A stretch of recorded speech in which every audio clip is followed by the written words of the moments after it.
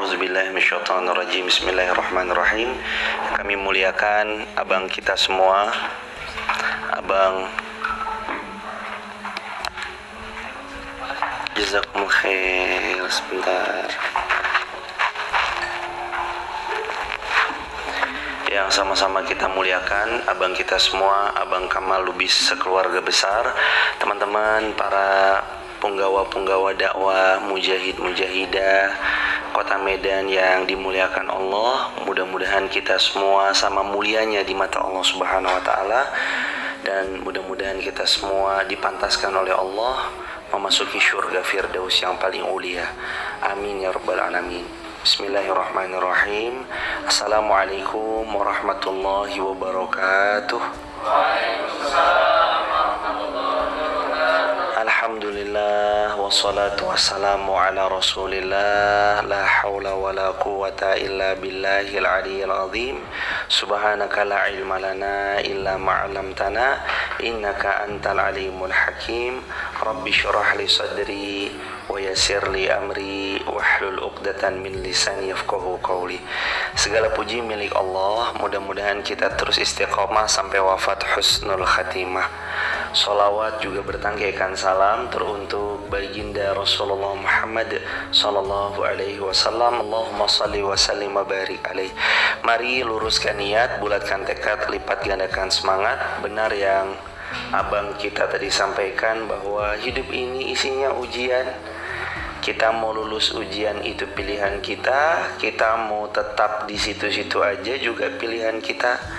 Juga di highlight kalimat yang tadi, kita kalaupun berdakwah meninggal dunia, tidak berdakwah pun juga meninggal dunia, maka silakan ambil peran. Mau jadi pemain, penonton, atau komentator. Kalau menjadi penonton memungkinkan nih, dia bakal jadi pemain. Tapi kalau jadi komentator, wah agak-agak sulit rasanya. Kalau kata orang Medan, cemana dia mau jadi pemain kalau dia hanya komen selalu. Tapi tujuan kita bukan untuk dikomen manusia, bukan untuk cari ridhonya manusia, karena Allah sudah jauh-jauh hari mengingatkan. Al-Quran surah 2 Al-Baqarah ayat 207, ibtigha'a mardatillah.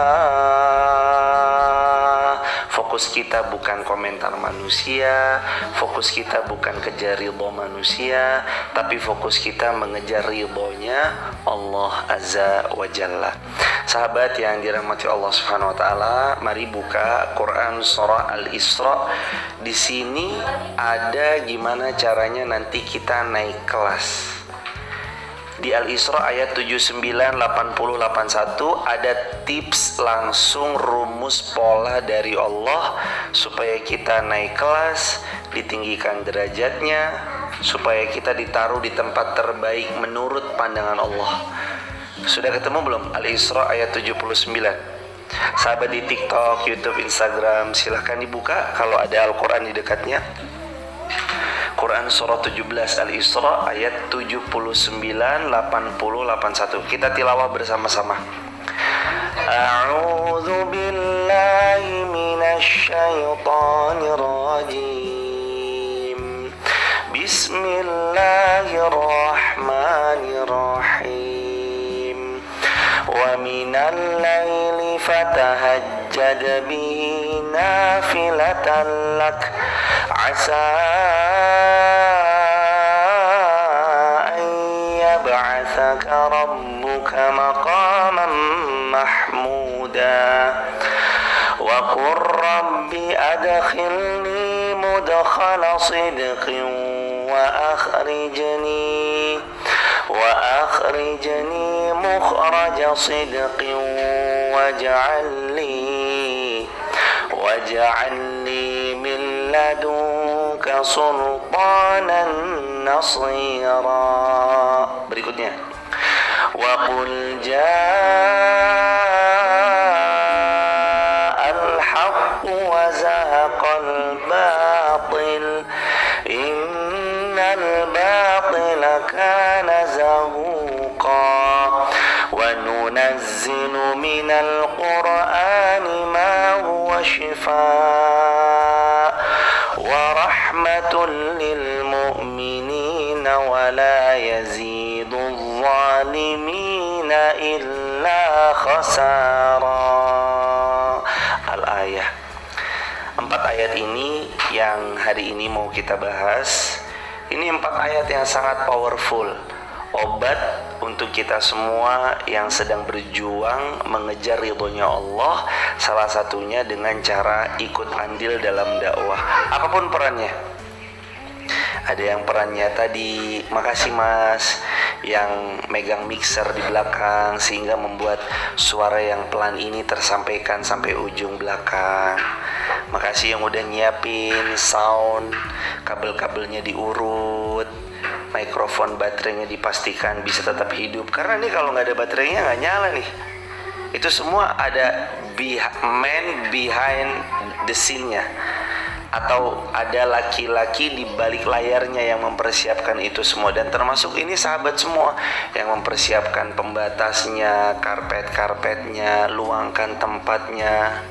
Semuanya semoga diganjar oleh Allah dengan surga firdaus tanpa hisab. Amin ya rabbal alamin. Ayat 79 Allah berfirman, wa minal laili fatahajjad bihi nafilatan lak. Dan di antara sebagian malam bangun sholat tahajud. Hadirin, teman-teman, anak-anak muda, sahabat Hijrahku Medan yang dimuliakan Allah, satu hal yang gak boleh dilewat oleh para penggerak-penggerak kebaikan, dinamo-dinamo kemaslahatan umat, dan mereka para punggawa pengemban amanah amal salih, salah satunya yang gak boleh mereka tinggal adalah sholat tahajud. Tulis di kolom komentar teman-teman TikTok, yang gak boleh kita tinggalin sebagai hamba yang sedang mengejar ridhonya Allah, diantaranya adalah sholat tahajud. Kalau sholat wajib gak usah dibahas, itu mah sudah wajib. Tapi di antara wajib, kata Nabi yang mulia SAW, ada sesuatu yang membuat Allah ridho sama kita. Setelah yang wajib-wajib, maka menghidupkan yang sunnah-sunnah. Di antaranya sholat tahajud. Bahkan untuk para pengejar ridhonya Allah, tahajud itu harus jadi prioritas. Salah satu yang dia prioritaskan dalam sholat sunnah secara keseluruhan. Dia punya sholat duha, dia punya sholat 12 rawatib pengiring sholat fardunya. Tapi yang gak boleh sampai dilewat, sholat tahajud. Kenapa? Karena di sholat ini nafilatan lak, Allah berfirman, ini tahajud tuh jadiin deh tambahan untuk dirimu sebagai priority kelas 1 buat kita. Asa yab'atsaka rabbuka maqaman mahmuda. Karena siapa yang sholat tahajud, janji Allah yang pertama, bagi mereka yang melaksanakan tahajud, Allah akan mengangkat mereka ke tempat yang terpuji. Jadi teman-teman yang dirahmati Allah, satu hal yang jangan sampai terlewat oleh kita, orang-orang yang menjadi penggerak dalam kebaikan, amalkan setelah yang wajib-wajib, sholat sunnah tahajud. Tadi seperti yang Abang Da sudah sampaikan, ujian itu harus buat kita naik kelas. Jangan malah ujian itu membuat kita putus harapan, pundungan, mutungan. Kalau bahasa Medannya apa? Pundungan, mutungan, tahu? Tahu bang? Oh nggak tahu. Artinya di bawah sini. Pundungan, mutungan itu gampang berputus asa. Ada orang misalkan nih, penggerak dakwah, udah mentok gitu. Udahlah kita mah nggak bakal bisa deh. Itu namanya mutung gitu. Putus sebelum berperang. Belum dicoba, udah ngalah duluan. Hadirin, Islam itu nggak pernah ngajarin kayak gitu. Nabi itu ngajarin kita optimis. Salah satu hadis optimis ada di riwayat Imam Muslim. Kata Rasulullah SAW, yu'jibunil fa'lu, aku takjub kepada al-fa'lu. Siapa al-fa'lu ya Rasulullah? Kata Rasulullah SAW, al-kalimatut tayyibah. Siapa al-fa'lu ya Rasulullah? Al-fa'lu adalah orang yang selalu bicara optimis. Ada 3 tipe manusia. Tipe pertama tipe optimis, tipe kedua pesimis, tipe ketiga realistis. Islam itu nggak kenal pesimis dan realistis. Karena kalau Islam mengenal keduanya, nggak ada mimpi-mimpi besar, takhlukan Persia, Romawi, itu nggak ada. Tapi yang dikenal Islam itu optimis. Makanya waktu Nabi membelah salah satu batu, sahabat ada yang nanya, ya Rasulullah, kota mana yang tertakluk duluan? Waktu itu di belakang mereka yang bertanya ada tawanan-tawanan Yahud. Tawanan-tawanan Yahud mendengar, ini pertanyaan kok konyol banget sih, aneh pertanyaannya. Madinah itu dulu kecil, kok bicara mau taklukkan Persia dan Romawi, 2 wilayah besar hegemoni dunia pada saat itu. Apa jawab Nabi? Latuftahunnal Konstantiniyah, yang kalian akan taklukkan pertama adalah Konstantinopel. Orang Yahudi ketawa, ini mimpi di siang bolong apa ya? Nggak nyadar diri ya, kecil kok udah berani bilang bakalan A, bakalan B, bakalan C gitu. Kok mimpinya tuh kayak mimpi besar yang nggak mungkin dan bahkan mustahil. Maka diketawain sama tawanan-tawanan Yahud. Tapi apa waktu itu sahabat berkata, kata sahabat, Rasul kami pasti benar, Rasul kami nggak pernah bohong. Kalau Rasul sudah bilang pasti akan terjadi. Itu loh sahabat yang dirahmati Allah, sikap punya mental perwira, punya mental juara, punya mental berbaik sangka sama Allah. Itu yang ngebuat asa ayyab'atsaka rabbuka maqaman mahmuda. Kalau kita punya mental, Allah suruh bangun, kita bangun. Ngantuk ya Allah, enggak, dilawan. Capek ya Allah, ayo bangun sholat tahajud. Alhamdulillah, tadi saya berdua sholat tahajudnya nggak sendiri, berjamaah sama beliau. Saya tadi bangun jam 4:20-an, terus kita beres-beres, 4:30 berdua sholat berjamaah. Niatnya sholat subuh. Turun ke bawah, udah azan bang? Belum azan. Sini azannya 5:30. Masya Allah. 4:30 berarti tadi sholat tahajud berjamaah berarti. Tadi sholat tahajud berjamaah 4:30. Di sana azan tuh jam 4. Jam 4 pagi subuh udah mulai. Jadi di sana 4:30 tuh udah terang kayak gini 4:30 tuh. Ini udah mulai agak-agak biru-biru matahari. Sini jam 6:30 masih gelap. Masya Allah, luar biasa. Ternyata azan subuhnya ya jam 5 lebih, hampir-hampir. Kalau plus sholatnya ya kira-kira tadi kita selesai sholat jam 6:44 kita selesai subuhan. Imamnya bagus banget. Tadi imamnya juga anak muda. Imamnya juga tadi membaca ayat sajadah. Itu termasuk itu bagian ada rasa seneng gitu loh. Di antara banyak tempat yang mungkin kita jarang dapati imam-imam muda kita diizinkan untuk tampil. Tadi di masjid apa namanya bang? Masjid Ar-Ridha, imamnya muda, bacaannya baik, bacaannya bagus. Kita nggak boleh pesimis, harus optimis ngelihat itu, bahwa nanti generasi gemilang itu ada di masa yang akan datang. Tapi yang mau babat alas kan nggak banyak. Padahal pahala babat alas itu, tahu babat alas? Nggak tahu juga.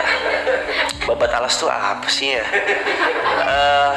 Membukakan jalan pada awalnya. Bukain jalan pada awalnya. Gerakin dakwah di awal-awal nggak mudah, tapi nanti kalau udah jadi bola salju yang gelinding, bola saljunya makin gede. Makanya ada 3 peran sahabat. 1, Sayyiduna Abu Bakar. 2, Sayyiduna Abu Sufyan. 3, Abu Jahal. Ada Abu Bakar, ada Abu Sufyan, ada Abu Jahal. Apa beda ketiganya? Abu Bakar itu adalah orang yang ikut berjuang pada awal-awal perjuangan Islam. Yang kedua, Abu Sufyan itu masuk Islam setelah banyak, baru masuk Islam. Setelah banyak baru masuk Islam. Islam udah mulai nampak, udah mulai jaya, udah mulai powerful, udah mulai banyak yang mengikutinya, dia baru masuk Islam. Yang ketiga, Abu Jahal ini orang yang sukanya ngompor-ngomporin, menghalang-halangi, orang yang nggak mau melihat Islam mulia, itu namanya Abu Jahal. Nah, kita nih mau jadi perannya di mana hadirin? Mau di bagian barisan Abu Bakar yang ikut babat alas, yang ikut berproses dari awal, yang ikut jadi penggerak di awal-awalnya, atau kita mau jadi Abu Sufyan? Nanti ajalah, biar dia duluan. Nanti kalau udah banyak rame baru kita ikutnya juga karena pas udah rame, walaupun ya tetap baik juga, nggak ada masalah. Atau kita jadi yang ketiga, Abu Jahal, yang sukanya halang-halangin, komentatorin, sukanya mencegah, bahkan cenderung membenci. Silakan, pilihan ada di tangan kita masing-masing. Tapi kalau mau yang paling besar pahalanya, jadilah Abu Bakar. Itu paling besar pahalanya, karena dia bukain jalan. Awal-awalnya sulit, tidak mudah, tapi begitu Allah sudah memberi pertolongan, Allah akan mudahkan segala hajat dan urusan-urusan. Makanya teman-teman, pegang kuat tuh. Amalan setelah wajib-wajib, sunnah dihidupkan. Salah satunya adalah sholat tahajud. Orang Islam optimis, realistis, pesimis. Apa itu pesimis? Orang yang nggak bisa ngelihat peluang padahal ada. Itu pesimis. Apa sih realistis? Apa adanya. Udahlah yang realistis aja. Kita mah nggak mungkin. Islam tuh nggak kenal begitu. Karena kalau bicara realistis harusnya tadi, Nabi realistis aja deh. Kita kan kecil, Madinah kan kecil, Persia Romawi kan besar, nggak usah ngomong yang jauh-jauh deh. Enggak. Tapi Nabi itu nggak minta kita jadi realistis. Nabi justru mengajak, memacu, memicu, memotivasi kita untuk jadi orang beriman yang optimis. Optimis apa sih? Kalau pesimis, nggak mampu ngelihat peluang padahal sebenarnya ada peluang. Kalau realistis, apa adanya. Kalau optimis, dia mampu melihat peluang walaupun sejatinya nggak ada peluang. Sekalipun banyak orang bilang nggak mungkin kita membersamai anak-anak Medan untuk hijrah kembali kepada Allah. Bang, kayaknya sulit bang. Cemana nih bang? Ahoy, waduh. Atau kalimat-kalimat Medan yang lain, kayaknya nggak mungkin nih bang, kayaknya nggak mungkin. Saat banyak orang berusaha matahkan, berusaha pesimis, bang kita yang realistis saja lah bang. Di sini tuh rasa-rasanya agak-agak sulit, kita cemana ini. Udah, ingat bahwa Nabi cinta orang yang optimis. Maka Bismillah, ayo coba dulu. Bismillah, ayo kita melangkah. Bismillah, kita nggak butuh banyak orang kok. Zaman-zaman Nabi awal berdakwah, yang masuk Islam pada pertama kalinya istri beliau, yang nyupport istri beliau, terus Sayyidina Abu Bakar, terus Sayyidina Ali bin Abi Thalib radhiyallahu anhum ajma'in. Sebelum nanti dari Sayyidina Abu Bakar ngajak Utsman, Abu Bakar ngajak yang lain. Kan Utsman bin Affan tuh masuk Islam, salah satu wasilahnya wasilah Sayyidina Abu Bakar As-Siddiq. Itu biarlah waktu yang sambil berproses untuk kita saling mengajak dalam kebaikan. Hadirin, lihat Nabi SAW, Madinah itu kecil, tapi Nabi udah punya visi misi besar. Dulu namanya Yasrib, kumuh, kotor, sering terjadi pertumpahan darah, sering terjadi peperangan antar suku Aus dan suku Khazraj di kota Madinah. Terus Nabi menyulap Yasrib yang kayak gitu, namanya diganti Madinah Al-Munawwarah. Apa artinya Madinah Al-Munawwarah? Madinah artinya kota, Al-Munawwarah artinya yang bercahaya sehingga cahayanya memendar ke seluruh dunia. Madinah tuh kecil. Kalau dibanding Madinah, wilayah Madinah dibanding sama kita di Sumatera, jauh lebih besar Sumatera. Sumatera yang ujung ke ujung aja mungkin berhari-hari kita baru melintasinya kalau jalur darat. Madinah tuh kota kecil, tapi cahaya Madinah sampai di Pulau Sumatera. Cahaya Madinah sampai ke Medan. Cahaya dari kota kecil bernama Madinah sampai ke desa saya, Desa Garung, Wonosobo, Jawa Tengah, di anak kaki Gunung Sindoro, dekat Sumbing, dekat gunung-gunung yang lain. Karena Nabi itu punya visi misi besar, punya baik sangka sama Allah, punya visi misi besar, punya aksi yang sama besar sesuai visi misinya. Jangan juga kita bual, tahu ya bual ya, omong kosong belaka. Mimpinya besar tapi kerjaannya tidar tidur. Pengen badannya six-pack, aku perut pengen six-pack, tapi kerja makan tidur, bukan six-pack tapi one pack.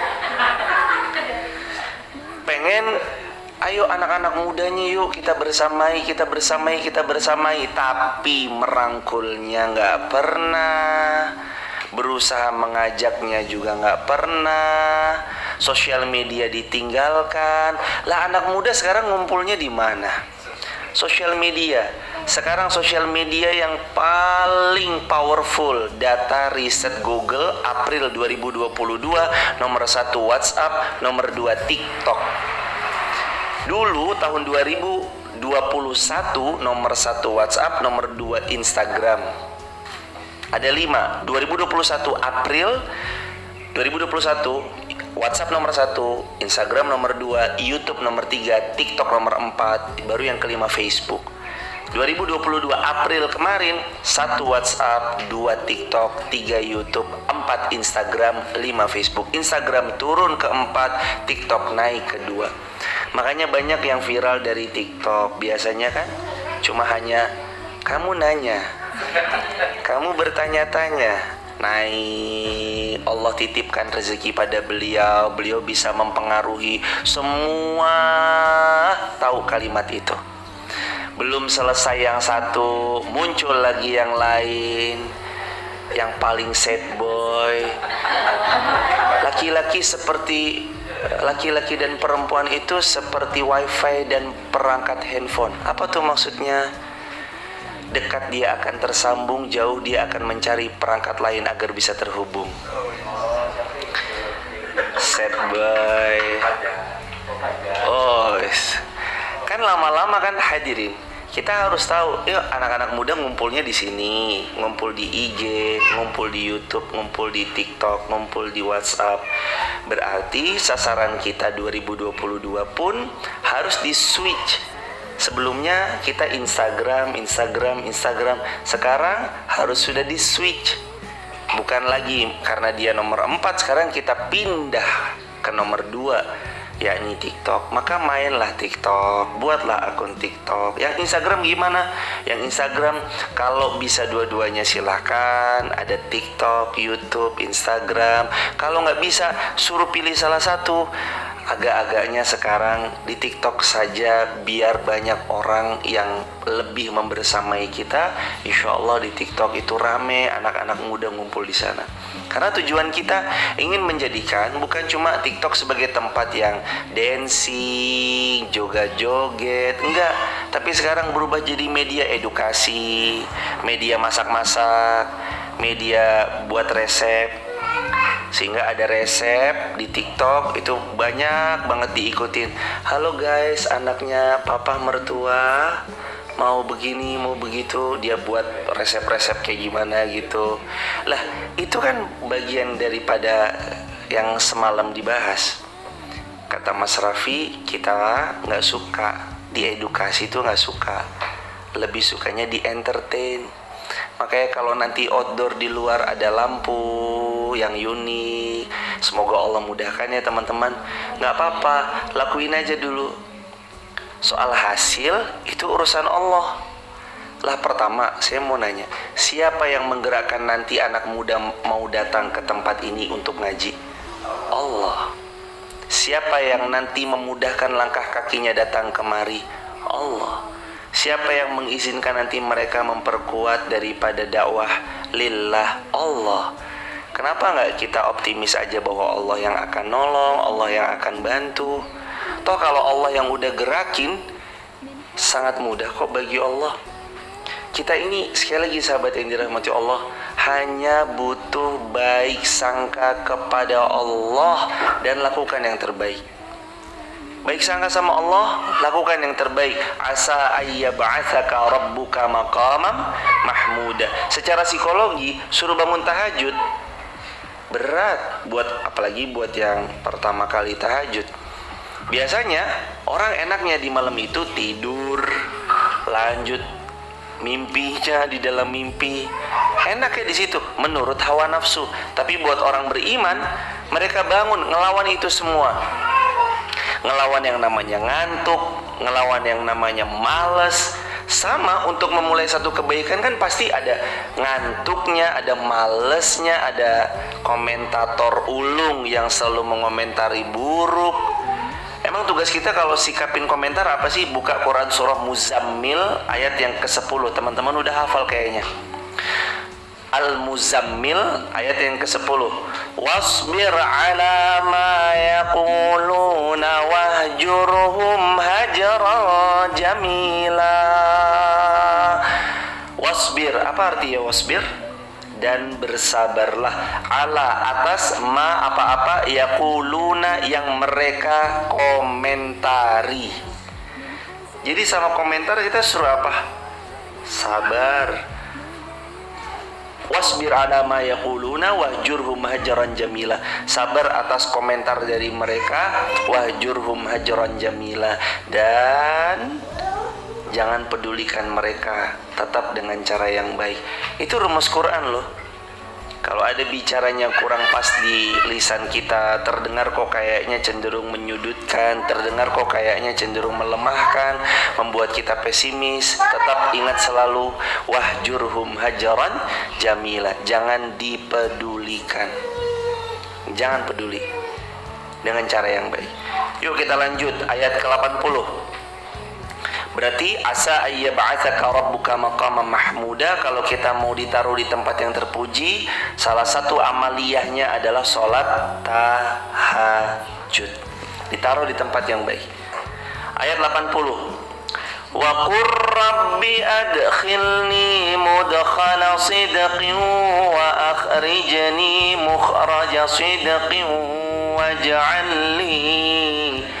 waj'alni min ladunka sultanan nasira.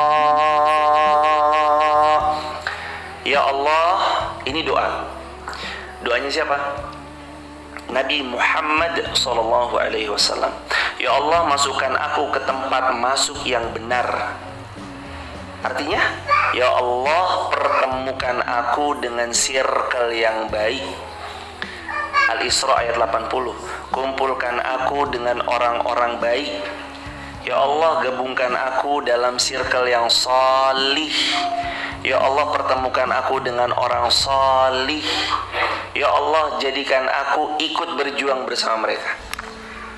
Wa qur rabbi adkhilni mudkhala sidqin.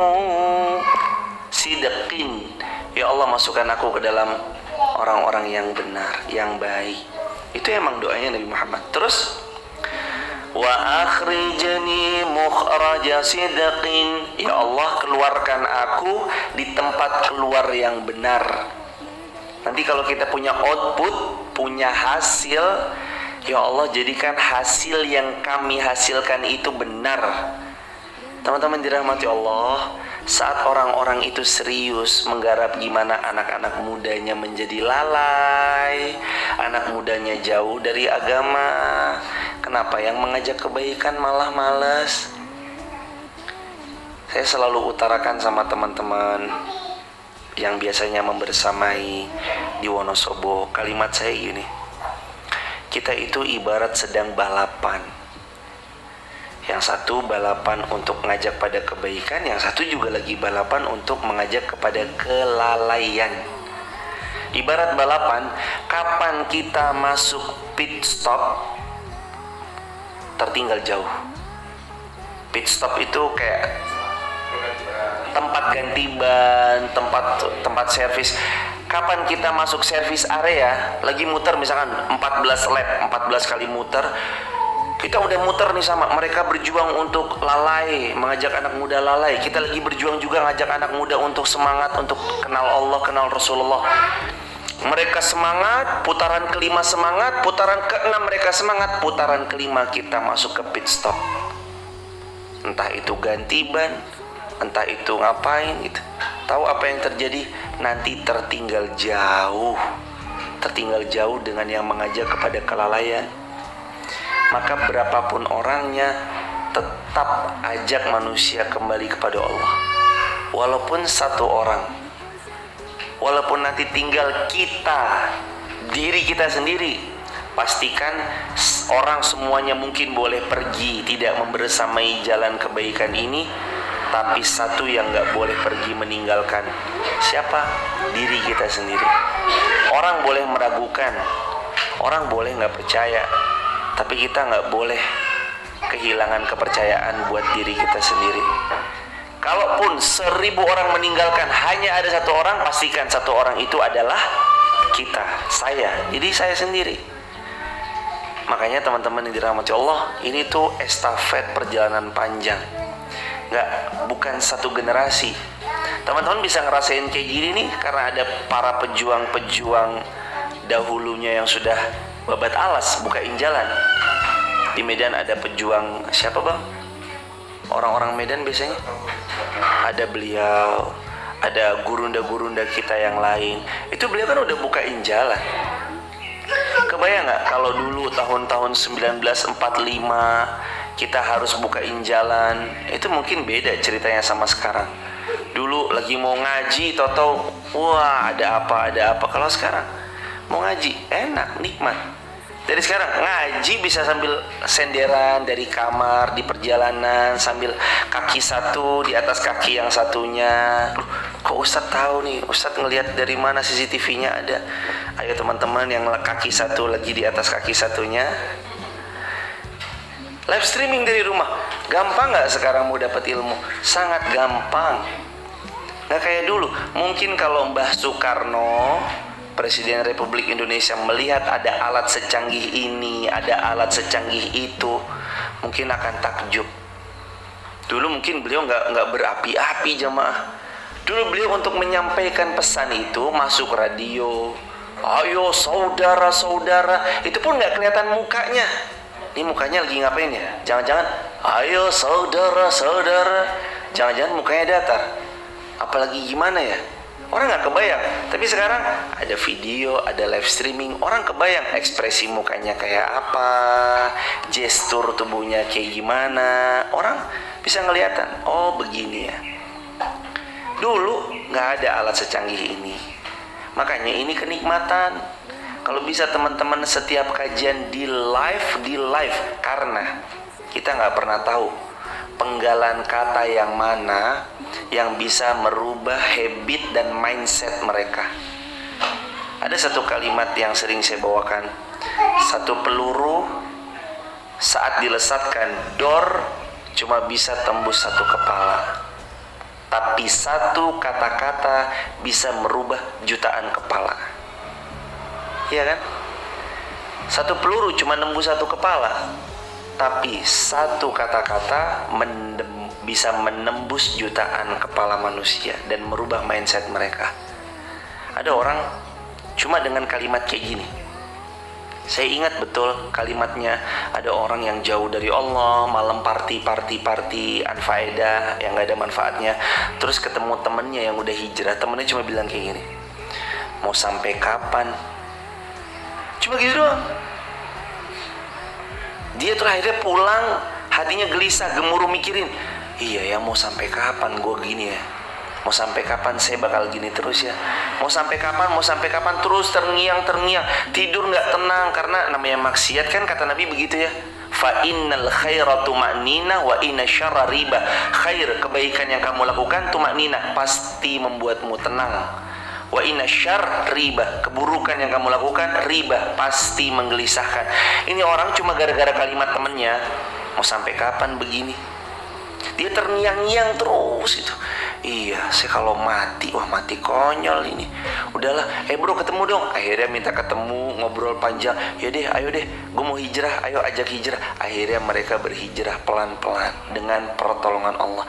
Lagi-lagi satu kalimat sederhana, mau sampai kapan? Tanda tanya. Itu doang. Jangan remehkan teman-teman. Ucapan teman-teman ini bisa banget ngerubah mindsetnya orang. Ayo yang punya TikTok, ayo yang punya Instagram, ayo para influencer, hadirkan konten yang bukan cuma sekedar entertain, tapi kalau bisa sisipkan kebaikan di dalamnya. Peran teman-teman tuh besar banget loh. Nyisipin satu pesan nasihat baik aja, awalnya muter-muter dulu mungkin gini, akhirnya jangan lupa makannya pakai tangan kanan ya. Itu powerful banget tuh. Halo guys, aku lagi ada di Durian Sibolang. Di sini tempatnya ABC, misalkan apa segala macam. Jangan lupa baca bismillah sebelum makan ya guys. Barakallahu fikum. Cuma nyisipin satu nasihat itu bisa mengubah hidupnya orang selama-lamanya loh.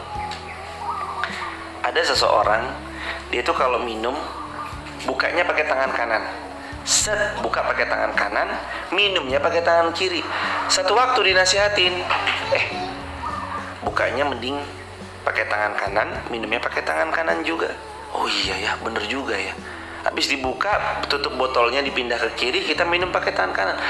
Itu bisa merubah dia, nggak cukup.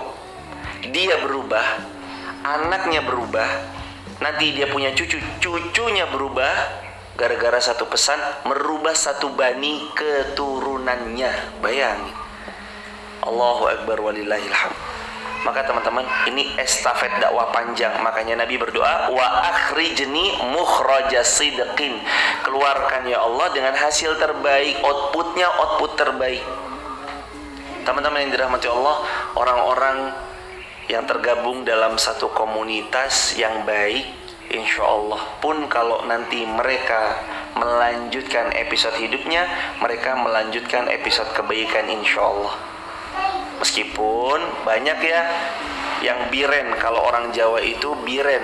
Istilah biren itu bahasa Jawanya barabi ngajine leren. Kalau dalam bahasa kita ada virus yang menjangkit orang yang menikah, padahal sebelum nikah dia rajin ngaji.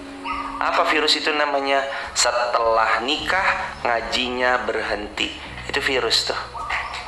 Sebelum nikah ngaji semangat, sudah nikah nggak ngaji lagi, hilang, muntaber, mundur tanpa berita. Dia hilang, tahu hilang dia. Kemana ini? Udah nikah, udah sibuk loh. Enggak. Ada kok banyak abang-abang kita, kakak-kakak kita, beliau udah nikah tapi tetap membersamai di dalam kebaikan. Beliau udah nikah tapi justru semangatnya makin membara. Beliau udah nikah tapi justru beliau menjadikan pernikahan itu untuk mengajak anak, istri dan keluarganya sama-sama berjuang di jalan Allah. Kan Allah berfirman begitu, qu anfusakum wa ahlikum nara. Jaga dirimu, kemudian keluargamu. Kalau sebelum nikah rajin ngaji, sudah nikah harus lebih rajin. Kalau kemarin sebelum nikah datang sendiri, sudah nikah datang berdua, biar Medan nggak macet-macet banget lah. Medan macet karena banyak sendiri. Kalau bawa kendaraan, goncengan lah sama istrinya, sama pasangannya, ajak biar nggak macet. Saya mendoakan di sini kalau belum nikah, mudah-mudahan tahun ini segera nikah. Amin. tahun ini tinggal 2 hari lagi. Hari ini dan besok. Loh, optimis betul. Waktu itu saya semangat ihris. Kata Rasulullah tuh ihris ala ma yanfa'uk, semangat kejar yang bermanfaat. Dulu kan akhir tahun ini kan tinggal 2 hari. Hari ini dan besok kan 30 31. Dulu ulama itu kalau mau menikah ini bagus banget untuk ditiru, tapi hampir jarang nih yang melakukan. Maka cocok kalau putra-putri Medan, sahabat hijrahku ikhwan menikah dengan sahabat hijrahku akhwat. Dulu, jadi kalau mereka ngelamar subuh, nikahnya duha. Kalau dilamar waktu duha, nikahnya zuhur. Emang begitu. Langsung datang ke walinya, Bapak, niat pertama saya silaturahmi, semoga Bapak dimuliakan Allah sekeluarga besar. Yang kedua, niat saya mau melamar putri Bapak yang bernama Fulana binti Fulan. Oh iya, adik siapa namanya? Nama saya Muhammad Ali Imron. Kamu harus hafalkan Ali Imron dulu baru boleh nikah. Wah, hafalin nggak apa-apa. Jamaah yang dirahmati Allah, itu tuh dulu saking fahamnya mereka, namanya kebaikan harus disegerakan. Kebaikan harus disegerakan, makanya dilamar subuh, duha menikah. Dilamar duha zuhur menikah, dilamar zuhur asar menikah, dilamar asar maghrib menikah, dilamar maghrib isya menikah. Itu luar biasanya. Terlebih ya tentu saja itu nggak asal nikah. Oh kamu laki-laki ya? Ya ayo tak bawa ke kawan. Nggak asal laki-laki, enggak. Tentu udah ada fit and proper test. Ada fit and proper test. Dilihat, oh subuhnya bangun, sering nge-soft 1 di Masjid Ar-Ridho Medan. Ya udah, ACC. Ya nak. Oh kamu yang sering azan, oh kamu yang sering soft 1. Bapak tahu karena bapak di sebelahmu.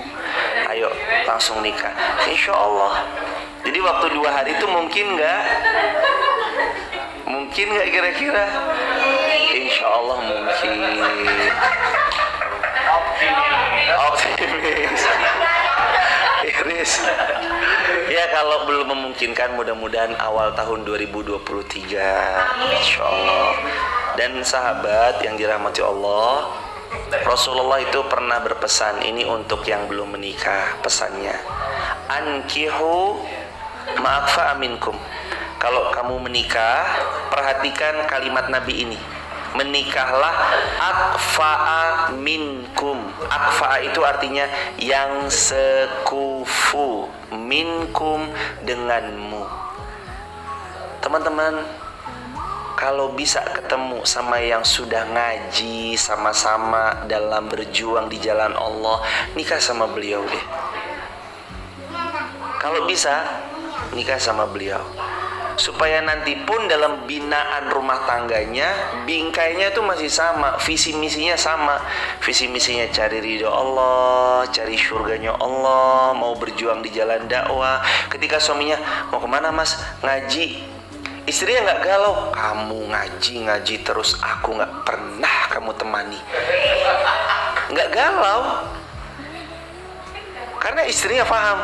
Iya mas, aku ridho, biarlah anak-anak aku yang menjaganya. Kamu sana ngaji di luar, nanti pulang ajarkan aku walaupun 1 ayat yang kamu pelajari. Gitu. Jadi apa yang membuat suami itu di luar mereka mengaji dengan nyamannya? Kan anak-anaknya istri yang menghandle. Nanti pulang kita nggak terus kemudian transfer tidur. Bang tadi ngaji apa? Capek deh abang tuh. Enggak. Tapi tadi abang ngaji 1 ayat ini deh. Quran surah Al-Isra ayat 79 ayat 80. Kita nih harus gabung sama orang-orang baik. Wa akhrijni mukhraja sidqin. Kalaupun nanti ada output yang dihasilkan, outputnya juga baik karena gabungnya sama orang-orang baik. Waj'alli min ladunka sultanan nasira. Dan ya Allah, berikan kepadaku dari sisimu kekuasaanmu yang menolongku dalam setiap kesulitan hidupku. Ditolong orang. Kalau ngumpul sama orang baik, circle-nya orang baik, dibersamai orang-orang baik, selalu duduk sama orang-orang baik, Allah tolong dia karena dia selalu membersamai kebaikan. Sultanan nasira. Dan kalau Allah sudah nolong, nggak butuh backupan manusia, nggak butuh dekengan manusia, nggak butuh manusia mau membersamai kita atau tidak. Asal Allah sudah cukup, asal Allah bareng kita udah cukup. Dan teman-teman tahu nggak apa yang membuat Allah membersamai kita? Satu ayat yang teman-teman hafal, innallaha ma'as sabirin. Aku Allah akan bersama orang-orang yang sabar. Allah nggak menjanjikan kamu sabar pasti berhasil, kamu sabar pasti sukses, tidak. Tapi Allah menjanjikan kalau kamu sabar, aku yang akan membersamaimu. Dan pertanyaannya, kalau kita sudah dibersamai Allah, apa perlunya kita sama manusia? Kalau kita sudah dibersamai Allah, apa perlunya kita kepada makhluk? Orang yang punya langit dan bumi aja udah membersamai kita, sedangkan yang punya alam semesta membersamai kita, Allah Subhanahu wa ta'ala. Makanya teman-teman, pegang ayat ini benar, pegang ayat ini baik-baik, pegang kuat-kuat. Gak akan hidup kita merasa goyah. Sedih sebentar, wajar. Kenapa ya kok begini, kok mulutnya ya Allah nyelekit banget. Saya pengen doain depan Ka'bah, ya Allah cabut saja urat sarafnya. Lu sampai ada jamaah, Pak Ustadz ini saudara saya, udah saya tolong, saudara saya minjem, saya pinjemin, pas nagih dianya lebih galak. Saya boleh nggak doain besok saya mau umroh, saya doain depan Ka'bah biar apa binasa dia, putus urat sarafnya gitu. Ya saya cuma bilang sabar, jangan doain. Lah bahaya. Boleh jadi iya kalau doa itu sampai ke dia, kalau enggak doanya balik ke kita. Lagi doa mah yang baik-baik depan Ka'bah, mumpung nanti insya Allah berkesempatan haji, berkesempatan umrah, minta yang baik-baik. Insya Allah semuanya berkesempatan tahun ini sesegera mungkin atau tahun-tahun yang akan datang. Minta yang baik, jangan sampai depan Ka'bah, di depan multazam, tempat mustajab, doa angkat tangan serius khusyuk, tapi mintanya ya Allah ya Rabb fulus. Minta duit mulu. Nggak selesai kita dari dulu minta duit, sekarang minta duit, besok minta duit, udah nikah minta duit, udah punya anak minta duit. Minta terus rumah tangga yang sakinah, mawaddah, warahmah, pasangan yang solihah, anak-anak yang lucu menggemaskan tumbuh dalam ketaatan, keluarga yang menjadi qurrata ayun, waja'alna lil muttaqina imama. Minta itu, minta surga yang paling tinggi. Dunia sudah Allah jamin, yang belum Allah jamin apa? Amal kita. Hidup kita itu dibangun atas suatu pola, dan nanti kita mati juga dari pola yang kita bangun. Orang biasanya balapan, potensi mati di atas arena balapnya besar. Orang tinju, potensi meninggal di atas ring tinjunya besar. Orang suka ngaji, suka taklim, suka di jalan Allah, potensi wafat sedang di jalan Allah juga besar. Dan banyak kenyataannya. Orang yang lagi nyiapin kajian, suka sekali nyiapin kajian, meninggal mau nyiapin kajian, ada. Orang yang sukanya ngaji Al-Quran, meninggal lagi baca Al-Quran, ada. Orang yang suka sekali sholat, meninggal dalam keadaan sholat, dalam sujudnya yang sangat panjang dan lama, begitu dibangunkan sudah meninggal, ada. Kita akan diwafatkan di atas kebiasaan kita. Tulis di kolom komentar sahabat, kita akan diwafatkan di atas kebiasaan yang kita bangun. Kita akan diwafatkan di atas kebiasaan kita. Yang terakhir, qul ja'al haqqu wa zahaqal batil innal batila kana zahuqa. Katakanlah olehmu, kalau kebenaran datang, yang batil pasti lenyap. Innal batila kana zahuqa, kebatilan itu pasti lenyap. kebenaran tuh harus nampak, jangan disembunyiin ya. Pertontonkan. Kata Imam Abul Hasan Asyadzili, hai murid-muridku, sudah datang saatnya di mana orang bermaksiat bangga dengan maksiatnya, maka datang zaman di mana kamu beramal salih, tampakkan kesalihanmu. Tentu ada adab, etika, koridornya ya. Jangan menampakkan amal soleh terus dia update status, jangan ping aku lagi sholat di rakaat kedua.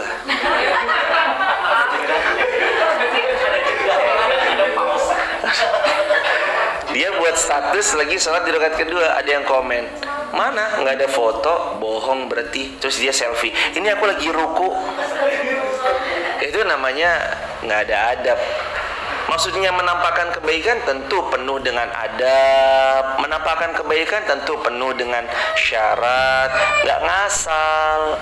Tetap dia tampakkan kebaikan tapi penuh dengan kebaikan. Dia jadi imam tapi dia nggak sibuk update status. Yuk masa jadi imam waladhdallin amin, bentar update status dulu. Wah, imam apaan model-modelan begitu.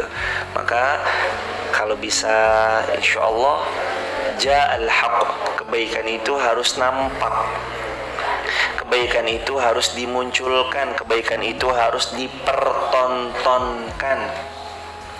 Biar yang batil-batil itu sirna, hilang, lenyap, tiada. Innal batila kana zahuqa, yang batil itu memang pasti akan lenyap. Teman-teman, kabar gembira dari Rasulullah. Saya suka ngasih kabar gembira ini buat siapapun yang berjuang di jalan Allah. Apa kabar gembiranya?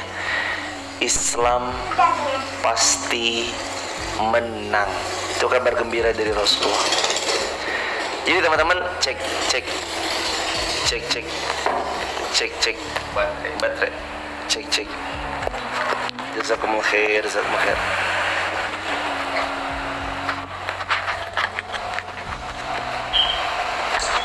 Jadi cek dimatiin boleh bang itu bang?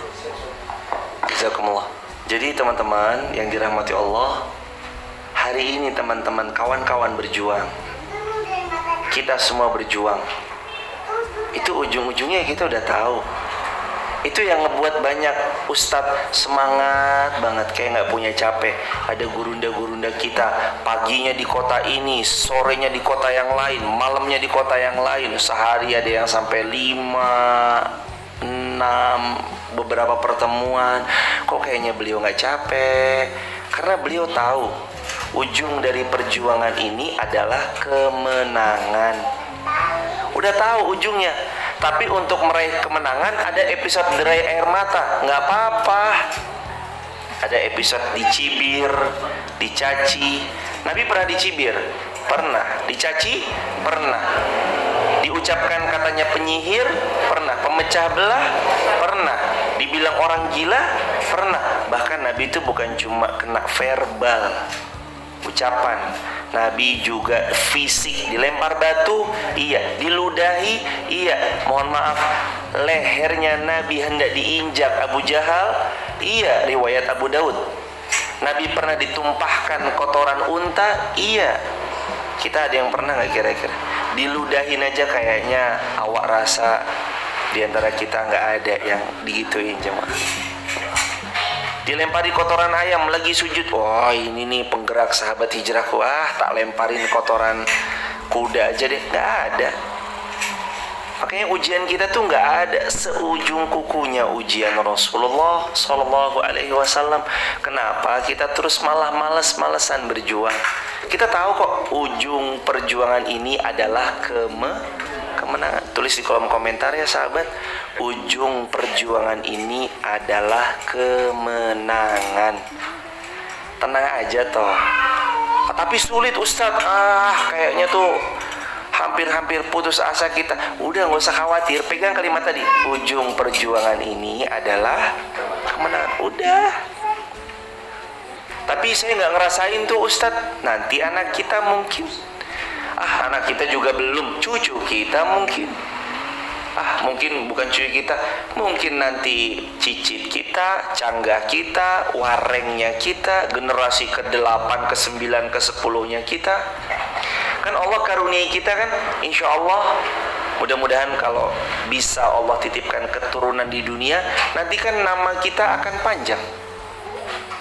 Kita menikah, punya anak 2, anak kita nanti menikah, mantu 2, total anak kita jadi 4 plus anak mantu. Dari 4 nanti 8, dari 8 nanti cicitnya kita ada 16, canggahnya kita dari 16 32, terus begitu sampai nanti boleh jadi semedan ini anak turunan kita semua nih. Satu medan nih anak turunannya kak ini, abang ini, wis paling gitu nanti 100-200 tahun yang akan datang. Kebayang nggak betapa bangganya mereka melihat dulu kakekku pejuang agama Allah. Imam Bonjol tuh Medan bukan sih bang? Mana? Sumatera, tapi Sumatera Barat. Oh Padang, ya sama-sama Sumatera kan? Iya, Abdul Haris Nasution, pejuang-pejuang itu beliau tuh bukain jalan, babat alas. Beliau tuh orang yang terang-terangan. Qul ja'al haqq wa zahaqal batil. Imam Bonjol di atas kudanya takbir, Allahu Akbar, lalu semangat, lalu orang-orang tersadarkan. Itu Imam Bonjol mengusir para penjajah apa segala macam. Beliau berjuang di tanah yang mulia ini, tanah Sumatera. Itu tuh salah satunya karena ilmu. Abdul Haris Nasution, beliau berjuang juga karena ilmu. Mungkin nggak berjuang sendirian, enggak, pasti ada kayak gini. Bang Kamal dibersamai oleh sahabat hijrahku yang lain, ikhwan, akhwat, dibersamai. Dulu pun beliau sama Imam Bonjol dibersamai oleh orang-orang terdekat. Nggak semua kita harus tampil depan layar kan? Nggak semua kita harus tampil depan layar. Ada yang di balik layar mensupport. Yang tadi saya bilang, nyiapin mikrofon, kabel, baterai, mixer, sound system. Kan nggak semua kita harus depan layar. Ada orang-orang di balik layar yang boleh jadi sama dapat pahalanya. Kenapa? Karena kata Nabi yang mulia, mandalla 'alal khair kafaili. Siapa yang memfasilitasi kebaikan, dia sama dalam pahalanya. Jadi Mas tadi yang ngotak-atik mixer, Mas nggak ceramah, tapi Mas dapat pahala ceramah dari awal sampai akhir. Kenapa? Karena ini bisa tersampaikan dengan baik karena mixernya Mas yang sediakan. Loh, ada yang bahkan nggak datang di sini tapi panen pahalanya. Siapa? Yang membayarkan listriknya. Itu mixer bisa nyala nggak kalau listriknya nggak dibayar? Nggak nyala. Listriknya dibayar, itu terus kemudian bisa nyala. Maka yang bayarin listriknya juga panen pahalanya setiap kita ngaji semua. Teman-teman yang duduk di sini berperan dapat pahala sama. Kita semua sama dalam pahala, sama dalam perjuangan. Maka jangan jadi optimis, jangan jadi realistis juga. Ustadz kita mah realistis. Enggak. Islam hanya kenal satu, apa? Optimis. Kita realistis lah, nggak mungkin gini. Dicoba dulu yuk, bismillah. Kayaknya sulit bang, sekarang tuh anak muda tuh lebih kepada galau-galau buat status. Kamu apalah seperti matahari. Apa tuh matahari? Saat aku melihatmu wajahku tertunduk malu. Matahari kan gitu ya, kalau kita ngeliat kan mata kita bisa buta, makanya kita tertunduk malu. Setiap kali aku melihatmu, aku terbayang hukum tajwid. Apa tuh? Nun mati ketemu ba iklab, aku melihatmu ingin segera kita ijab. Iya, kayak gitu-gitu tuh. Yang galau-galau, tarik, bawa. Terus ngapain mereka? Ke masjid, duduk bersama di majelis ilmu. Wah, nanti malah sesama aktivis pacaran, Ustadz. Pacarannya katanya pacaran syar'i. Kayak gimana tuh pacaran syar'i? Kalau biasanya konvensional, weekend dia nonton ke bioskop. Kalau syar'i, ke masjid. Terus kalau goncengan, naik motor, di tengahnya dikasih triplex 10 cm. Terus Terus sebelum itu kita baca doa dulu biar Allah ridhoi jalannya. Astagfirullahaladzim. Kalau konvensional, ayang beb udah makan belum? Kalau katanya pacaran syar'i, akhi, ukhti sudah sholat tahajud belum? Pret. Bahaya. Itu aktivis-aktivis juga perlu dijaga. Kalau saya boleh saran, kalau dirasa sesama aktivis, sahabat hijrahku ikhwan, sahabat hijrahku akhwat, ada kok getaran-getaran yang beda, udahlah cepat langsung datangi walinya. Gak usah lewat dia Ustaz. Gak usah. Nanti kalau ditolak gimana Ustaz? Yo gak apa-apa, surprise. Kalau ditolak surprise.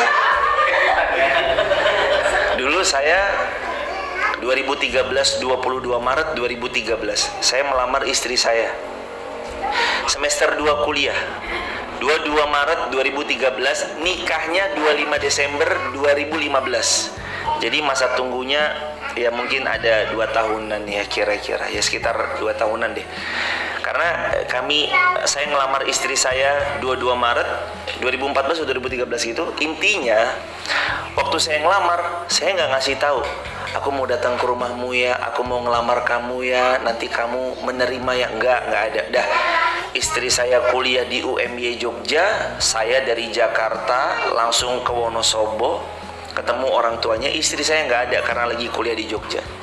Gak tahu juga bakalan saya datang. Langsung datang, langsung ngelamar, bilang sama walinya. Setelah itu baru bilang ini datang dan segala macamnya. Diterima, alhamdulillah. Ditolak, ingat ada pepatah Sumatera yang sering diucapkan Ustadz Abdul Somad, kalimatnya kumbang bukan cuma seekor, bunga bukan cuma setangkai. Iya kan? Kalau ditolak ya sudah, kalau diterima alhamdulillah. Ternyata jawabannya insya Allah Nak Irfan diterima, tapi nanti nikahnya setelah lulus sarjana. Bayangin ngelamar semester 2, suruh nikahnya habis sarjana. Itu 3 tahun. Semester 2, sarjana kan semester 8, berarti masih ada semester 4, 5, 6, 7, 8. Wow, semester lama jemaah. Tapi Allah punya rencana lain. Semester 2 melamar, nikahnya semester 5, lagi liburan mau menaik semester 6. Itu cara-cara Allah. Berarti beliau belum tahu cerita yang para ulama kalau dilamar subuh dinikahin waktu duha itu orang tuanya belum tahu, berarti belum punya ilmunya. Aturan begitu datang diceramahin ya. Ibu, dulu tuh ulama tuh kalau saya datangnya waktu itu pada zuhur, berarti harusnya asar dan nikah.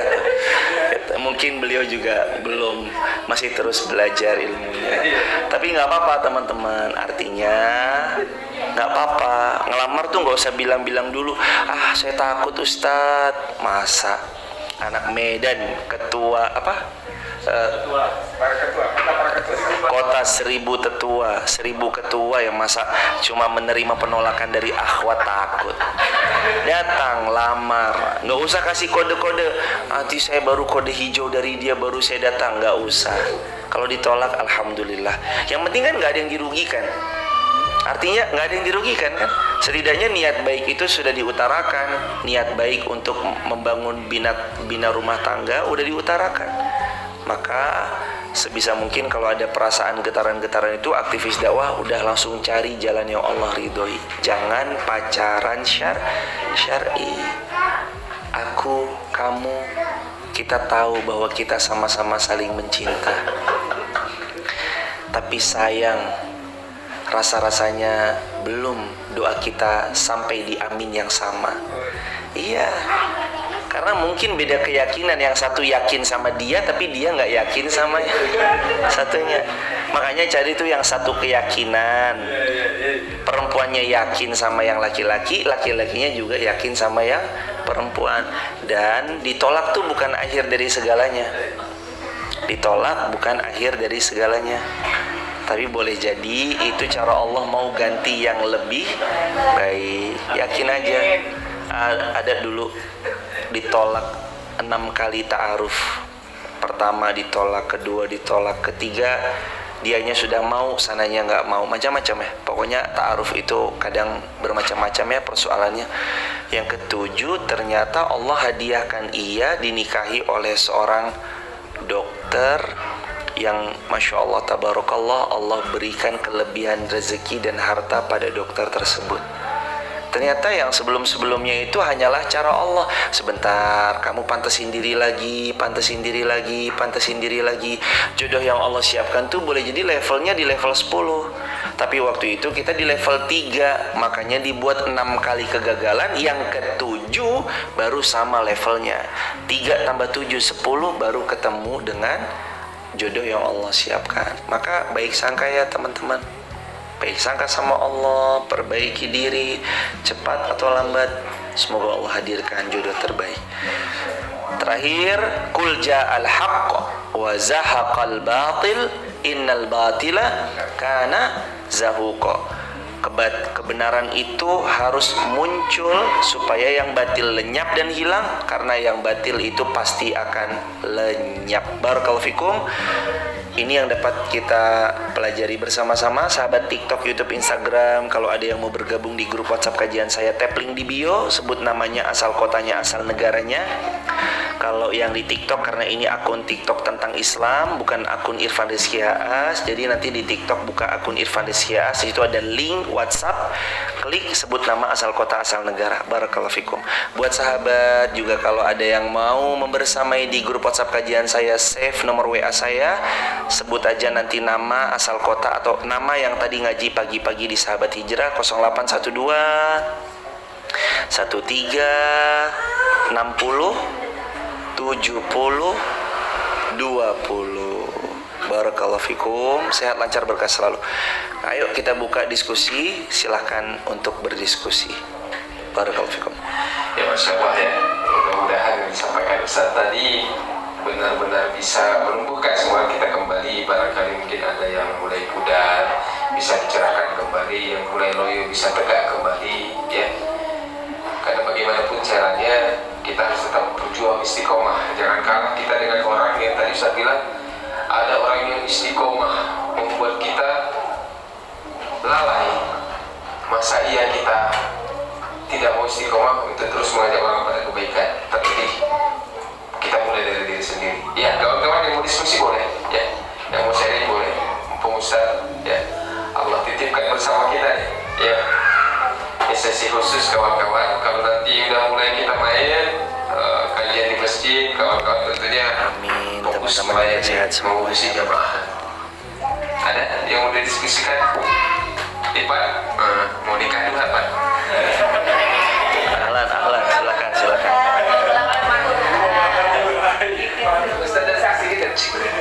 Assalamualaikum warahmatullahi wabarakatuh. Ustaz, izin mau bertanya Ustaz. Ustaz, gimana sih menumbuhkan rasa keikhlasan gitu Ustaz? Karena kayak kita ambil contoh nih, misalnya kayak kita berkorban nih, kita awal mulanya tuh niatnya itu ikhlas gitu. Kadang karena nama kita ada di terpampang gitu, jadi lama-lama kayak ada namaku gitu loh. Jadi kayak ada setan tadi datang masih menggoda gitu Ustaz. Gimana sih alangkah baiknya supaya kita itu tetap kukuh bahwasanya aku menyembahkan ini karena Allah gitu. Terkadang kan kita lama-lama, kapan sih Bapak kok nggak kurban lagi sih kayak gitu. Jadi kan dari segi masyarakatnya pun tetap berharap.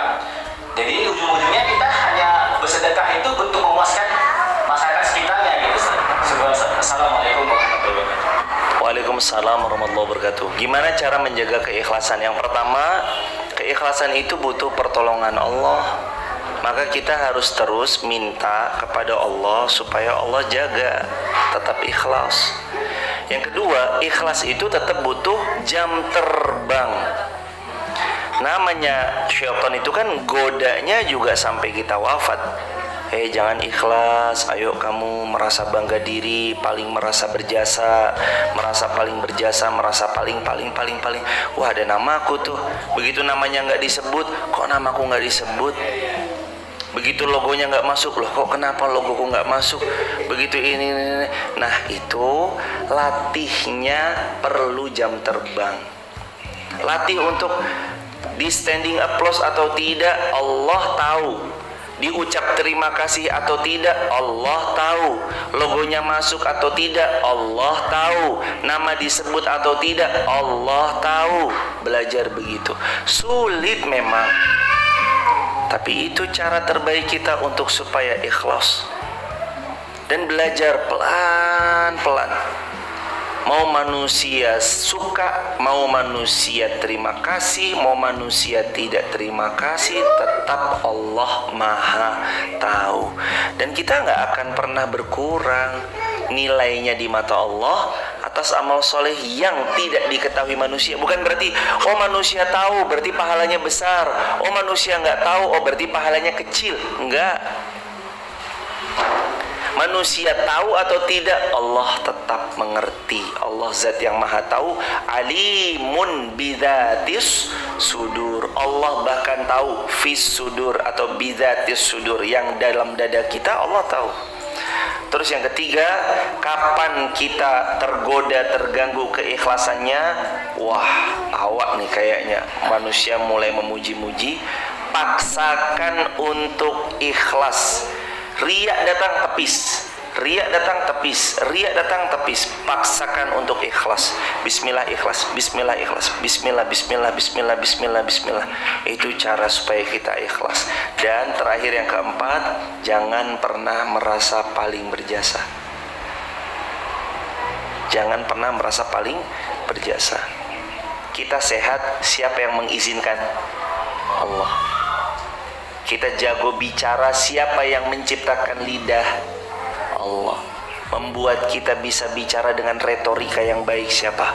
Allah. Yang memberi kita ilmu, siapa? Allah. Yang menyediakan bumi ini, siapa? Allah. Ada nggak peran kita di situ? Nol, nggak ada peran kita di situ. Semua dari Allah. Maka harus kembali kepada Allah. Kata Rasulullah, Allahumma hadza minka walaka.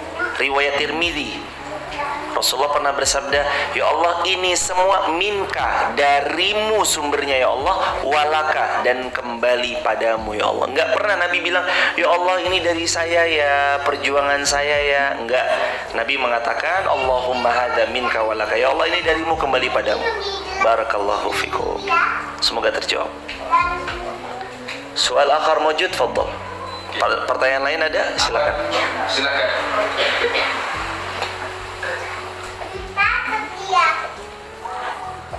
Bismillahirrahmanirrahim. Assalamualaikum warahmatullahi wabarakatuh. Ustaz, ini ada penyakit yang sering mungkin udah hadir pada aktivis dakwah itu hasad. Nah, gimana Ustaz caranya kalau misalnya kita lagi bergerak gitu kan, kadang sering sekali gitu kan, aku aja yang gerak, aku aja yang menjalankan semua ini gitu kan, dia enak-enak aja gitu. Gimana caranya Ustaz untuk tetap menepis perasaan hasad itu tadi lah gitu. Jazakumullah khairan. Bagaimana cara menepis perasaan hasad dari orang-orang yang menghasut kita? Dari pekerjaan yang kita kerjakan gitulah, kayak menepis perasaan. Kadang kan perasaan kita, aku aja yang gerak ini gitu, yang lain mana, cuma nama doang gitu. Aku aja yang gerak ini, yang lain cuma ini apa gunanya di dalam grup ini, banyak di dalam grup tapi nggak muncul orangnya, aku lagi yang gerak, kan kayak gitu. Iya, gimana cara menepis perasaan hadirnya tadi? Ini yang lain gimana? Grup ada 100 yang datang cuma 10 gitu? Iya. Padahal namanya banyak di sini, tapi yang gerak dia lagi.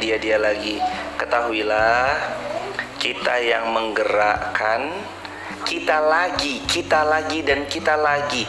Yang lain nama terpampang besar-besar tapi gerak pun juga tidak. Kita yang capek, dia yang dapat nama. Misalkan kayak gitu. Ketahuilah, untuk mengatasi hal-hal yang kayak gitu itu adalah betul ikhlas semata cari ridho Allah saja. kita yang gerak. Yang kedua, yang pertama cari ridho Allah, yang kedua kita yang gerak itu karena Allah pilih kita dan Allah mau kita untuk terlibat di dalam kebaikan ini, tidak diberi kepada yang lain karena pahalanya Allah pengen hambaku ini pahala besar loh, yang lain nggak mau, nggak apa-apa deh, yang penting kamu ya, kalau bisa kamu ya, maka nggak apa-apa kalaupun kita lagi nggak apa-apa. Semoga itu jadi pahala jariah dari kita yang babat alas. Nah terus yang lain ini gimana? Ayo yang lain juga, sambil pelan-pelan kita spill. Yang lain juga sebisa mungkin kalau Allah titipkan kita ada dalam grup yang sama, maka bergeraklah juga untuk agama Allah di bidangnya masing-masing. Jangan sampai grup 100 yang datang 10, padahal banyak di grup itu. Nah ini juga kitanya sekarang. Kan tadi kan ini dari sudut pandang kitanya bagaimana bersikap. Kalau sekarang apa yang harus dilakukan? Kita yang bisa kita lakukan, yang pertama coba dijapri satu-satu. Barangkali beliau lagi futur, barangkali beliau lagi malas, dijapri satu-satu. Gimana kabarnya? Sowan rumahnya, datangin rumahnya. Barangkali beliau lagi ada persoalan yang bisa sama-sama kita bantu selesaikan. Datangi rumahnya, ketemu lagi. Nanti kalau misalkan beliau qadarallahnya tetap nggak mau, nggak apa-apa. Yang penting setidaknya kita udah ikhtiar ngajak untuk kembali lagi di rel jalannya Allah. Nah terus kalau misalkan tetap Ustadz ujung-ujungnya kita lagi. Jalan dakwah emang begitu. Sahabat Nabi juga ujung-ujungnya Salman Al-Farisi lagi, Khalid bin Walid lagi, Umar bin Khattab lagi. Gak apa-apa, memang kayak gitu kok. Dan teman-teman harus tahu ya, kita itu hamba yang paling beruntung. Dulu Nabi Nuh dakwah 950 tahun, pengikutnya cuma 9 orang. Berarti 100 tahun dakwah cuma dapat berapa orang? 1 orang.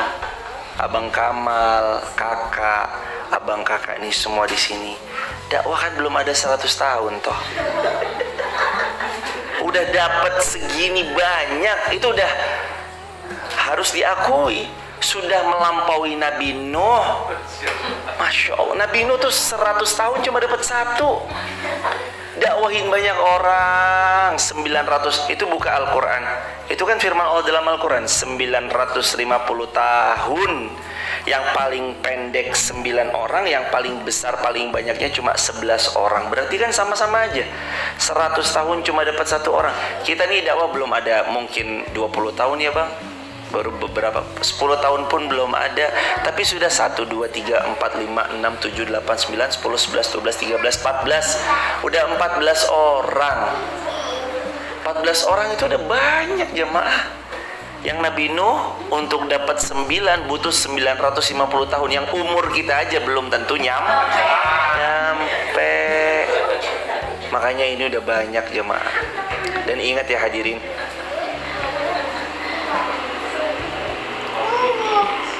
mungkin banyak kadang kita suka ingin ya, kalau banyak kan enak ya, kalau banyak kan itu menurut kita. Tapi menurut Allah belum tentu. Boleh jadi dari sini 14 orang, tapi Allah inginkan 14 ini memendarluaskan untuk keluarganya, anak-anaknya. Kita nggak tahu loh. Boleh jadi dari abang dan kakak nanti lahir seorang mujahid muda, cerdas, brilian, yang dampaknya besar untuk jutaan manusia. Lahir dari tanah Sumatera ada gurunda kita Ustadz Abdul Somad. Coba bayangin, gurunya kayak apa berarti pahalanya, panen pahalanya. Yang beliau datang, yang hadir ribuan orang, berapa orang datang kemudian mendengar tausiah beliau, berapa orang berhijrah berubah lantaran wasilah dakwah beliau. Coba bayangin. Maka boleh jadi saya bilang, kita 14 orang nggak apa-apa, tapi nanti dari 14 orang ini lahir siapa kita nggak tahu. Boleh jadi itu adik kecil itu yang lagi piu, itu menjadi punggawa di masa yang akan datang, melanjutkan perjuangan gurunda-gurunda kita di tanah Sumatera, kan kita nggak tahu. Makanya bukan tentang sedikitnya orang, bukan, karena berhasil tidaknya itu bukan tentang jumlah banyaknya, bukan. Kalau banyak berarti berhasil, ya mungkin itu salah satu indikatornya, tapi maksudnya adalah jangan putus asa. Tetap gimana pun 14 itu lebih banyak daripada pengikutnya Nabi Nuh yang cuma 9 orang 950 tahun berdakwah. Suruh masuk ke dalam kapal, anaknya malah bangkang. Anakku, irkab ma'ana, ayo naik ke kapal. Kata anaknya, enggak ayah, aku naik ke bukit yang tinggi. Anaknya aja loh sampai begitu. Yang ikut banyak siapa? Rusa, gajah, jerapah, pada naik ke kapal semua. Yang lain manusianya enggak cuma sedikit. Ada manusia-manusia yang lain, tapi jumlahnya cuma di bilangan itu. Maka jangan putus asa hanya karena jumlah. Semangat, ridho Allah yang kita cari. Besok boleh jadi di antara jamaah atau anaknya atau cucunya akan jadi orang-orang hebat di masa yang akan datang, insya Allah, dengan seizin Allah. Barakallahu fikum, semoga terjawab. Allahu a'lam bishawab. Ada pertanyaan lain? Fadhol, silakan bang. Cek.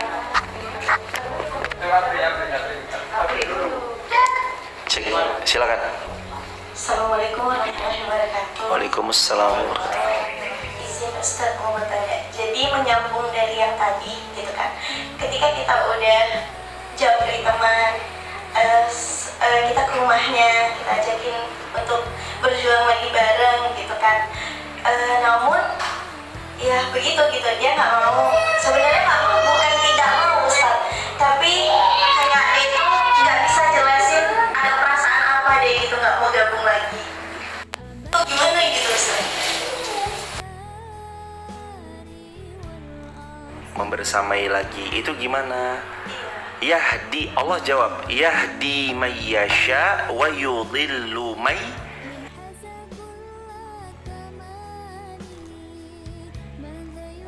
Allah bagi hidayah kepada siapa yang Allah mau. Allah tak bagi hidayah juga kepada siapa yang Allah mau. Artinya Allah subhanahu wa ta'ala bagi kepada yang Allah mau. Kalau nggak mau, ya nggak mau. Mungkin belum Allah, baterainya habis kayaknya. Cek. Bisa cek tes 1 2 3. Jazakumullah khair.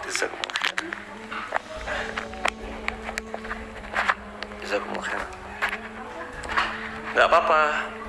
Mungkin Allah subhanahu wa ta'ala memang belum menghendaki beliau membersamai kembali. Agak-agak sedih, wajar. Ya kok gak dibersamai lagi ya, agak-agak sedih, wajar.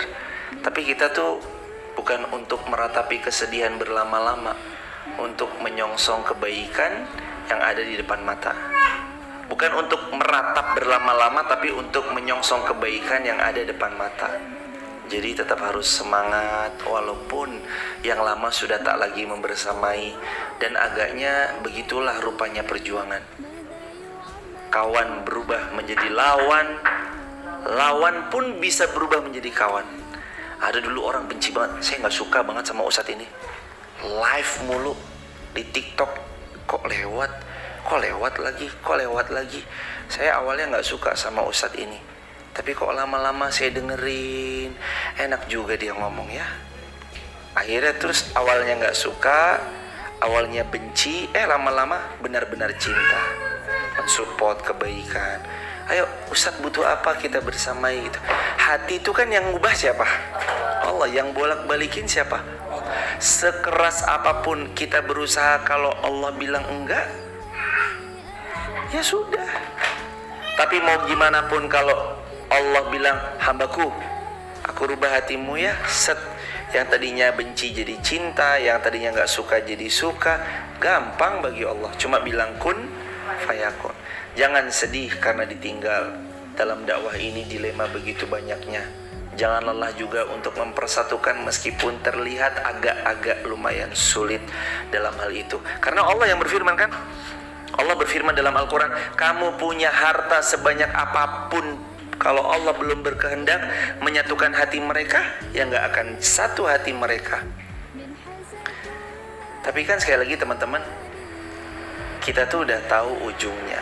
Akhir dari perjuangan ini adalah kemenangan. Ya sudah, lakuin aja yang terbaik. Allah tahu walau makhluk tak tahu. Allah tahu. Tulis di kolom komentar, Allah tahu walau makhluk tak tahu. Tenang aja. Barakallahu fikum. Semoga terjawab. Allahu a'lam bishawab.